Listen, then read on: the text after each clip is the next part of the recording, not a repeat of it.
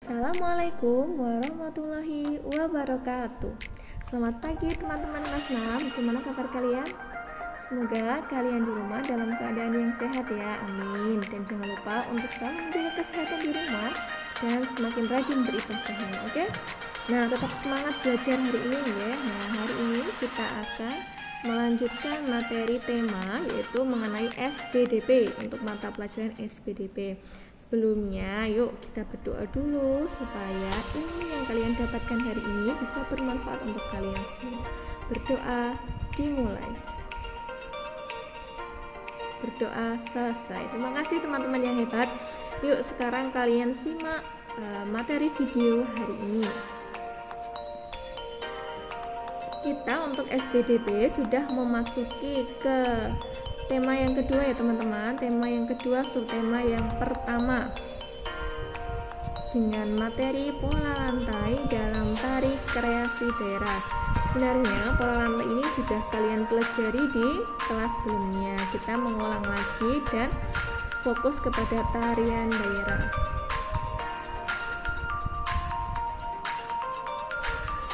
Nah, apa itu tarian daerah atau tarian adat? Ada yang tahu apa tarian adat atau tarian daerah? Nah, ini dia. Tarian adat adalah salah satu kekayaan budaya yang disampaikan secara turun-menurun dari nenek moyang kita dulu. Jadi tarian ini sudah ada sejak nenek moyang dulu dan dilestarikan sampai saat ini. Itu namanya tarian daerah.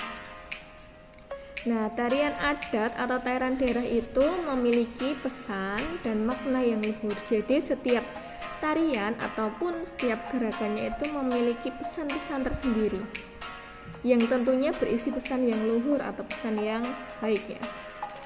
Nah, pertunjukan tari daerah harus memperhatikan pola lantai. Nanti akan kita bahas apa itu pola lantai. Nah, sebelumnya coba Bu ini mempunyai salah satu contoh dari tari daerah atau tari adat Leko-Leko.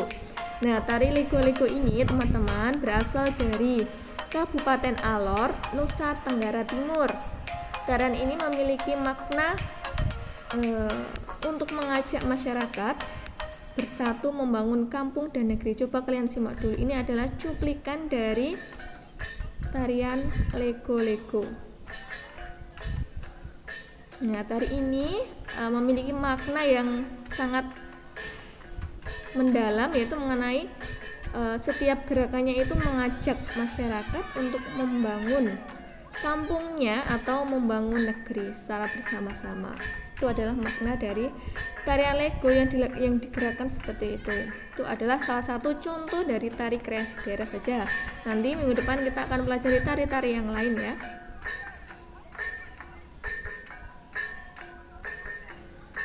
Kalau di dalam video itu dilakukan oleh laki-laki, tapi sebenarnya tidak hanya laki-laki, perempuan pun bisa melakukan. Itu hanya contoh saja. Oh, ini juga perempuan juga ada ya gitu.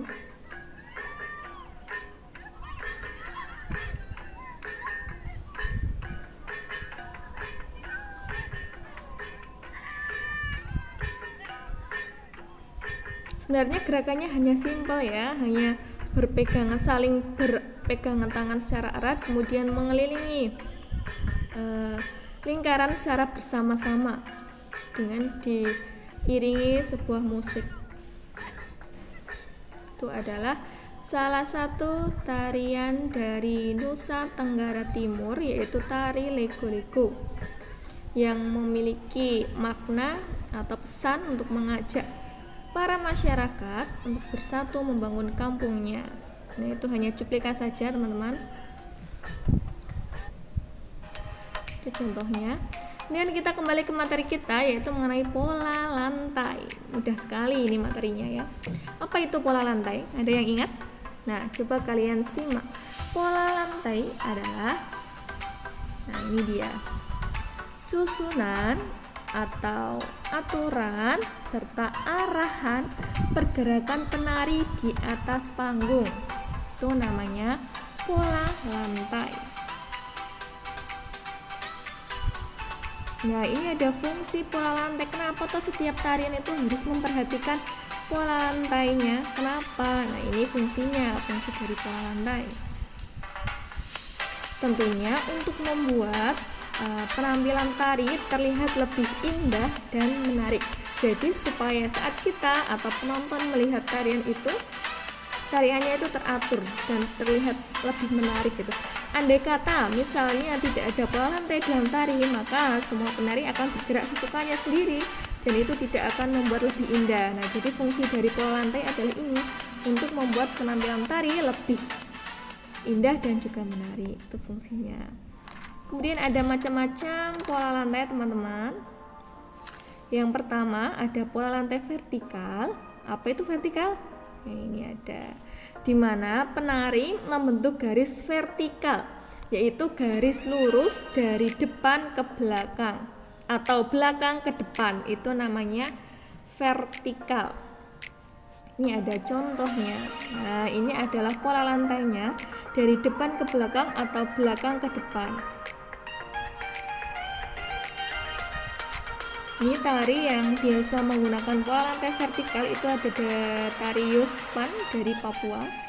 Nah, contoh lainnya ada tari Serimpi Pandelori, ada tari Ditek Bale, ada tari Baris Cangkedan, ada tari Manuk Badali, dan ada tari Blante. Itu adalah contoh dari pola lantai vertikal. Kemudian yang kedua, kira-kira pola lantai apa? Nah, kalau ada vertikal berarti juga ada horizontal. Horizontal itu apa? Nih, penari berbaris membentuk garis lurus samping, bisa dari kanan ke kiri atau kiri ke kanan. Kalau vertikal kan dari depan ke belakang. Nah, kalau horizontal ini dari kanan ke kiri, kiri ke kanan, atau ke samping, menyamping. Ini ada pola lantainya seperti ini. Ini contohnya ada tari Saman. Yang dari Aceh itu ada tari Indang, tari Lengger, tari Rampak, dan tari Zapin. Ini biasanya dilakukan oleh banyak orang ya, tari horizontal. Kemudian yang ketiga ada pola lantai diagonal. Nah, diagonal ini pola lantai yang gimana Bu Eni? Nah, diagonal ini dimana penari membentuk garis menyudut, miring gitu ya, dari samping kanan ke kiri. Jadi gini, coba nih ada gambar. Nah, membentuk silangan. Jadi yang dimaksud diagonal itu menyamping dari kanan ke kiri, dari pojok ke pojok, itu namanya diagonal, yang nantinya bisa membentuk huruf X seperti ini. Contohnya ada tari Sinanggar Tulo, ada tari Persembahan, ada tari Remo, kemudian ada tari Baris Gede, dan ada tari Ksatria. Yang keempat ada pola lantai melingkar atau melengkung. Nih, penari membentuk garis lingkaran, jelas ya, gambarnya seperti ini. Untuk contohnya ini banyak dilakukan pada tari Mak Badong dari Toraja, Sulawesi Selatan. Terus juga ada dari tari Randai, Sumatera Barat. Di contoh lainnya ada tari Legong, tari Andung, tari Kecak dari Bali, dan ada tari Sekapuk Sirih. Ini biasanya menggunakan pola lantai melingkar atau lingkaran. Nah, sudah ada macam-macam pola lantai, ada vertikal, horizontal, diagonal, dan melengkung atau melingkar. Kemudian ini supaya kalian lebih paham lagi teman-teman, Bu ini kasih tugas ya. Ini kalian kerjakan di buku tema kalian ya, dan ditulis soalnya. Kemudian setelah kalian menulis soal, misalnya apakah yang dimaksud dengan pola lantai, kalian bisa langsung menjawabnya di bawahnya ya. Fungsinya apa? Nah, fungsinya bisa biar kalian bisa mempelajari lagi, nanti misalnya ada ulangan kalian bisa mempelajari di buku tugas kalian, gitu ya. Nah, ini apa yang dimaksud dengan pola lantai? Nomor 1, mudah sekali. 2, jelaskan apa yang kalian ketahui tentang pola lantai di bawah ini. Pola lantai vertikal itu yang gimana, horizontal gimana, berikan penjelasan. Yang keempat nih ada 6 tari, ada tari Saman, tari Remo, tari Serimpi Pande, ada tari Kecak, ada tari Rande, dan ada tari Lego. Kalian tulis asal tariannya, pola lantai, gambar polanya. Lah, gambar polanya ini tidak usah digambar orangnya nggih, digambar buletan-buletan kayak tadi aja, dibuat lingkarannya. Nggak usah digambar tugasnya.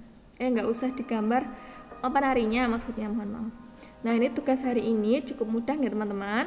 Selamat mengerjakan, semangat belajarnya. Bagi teman-teman yang masih menumpuk tugasnya, mohon untuk segera diselesaikan tugasnya ya, supaya nilai kalian juga bisa penuh. Nanti kalau kalian tidak mengerjakan tugas, nilai kalian kosong.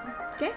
Nah, untuk materi hari ini cukup sekian ya teman-teman. Bu ini mohon maaf apabila ada salah kata. Wassalamualaikum warahmatullahi wabarakatuh.